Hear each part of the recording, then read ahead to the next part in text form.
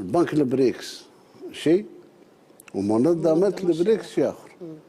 بنك البريكس اليوم إمكانيات المالية اللي موجودة فيه أكثر من إمكانيات تاع البنك العالمي. صح. وحنا رانا شرينا أسهم ننضم ولا ما ننضمش. بنك البريكس راني مشارك في رأس المال تاعو $1.5 مليار. ماهيش ما عطيناش حنا البريكس، مشاركين وقادرين نسحب في أي وقت. فيه دول اللي ما طالباش وعارفين ما يكونوش مع البريكس لأن سياسيا ما هوش عندهمش نفس الاتجاه مع البريكس، ولكن مشاركين في بنك البريكس.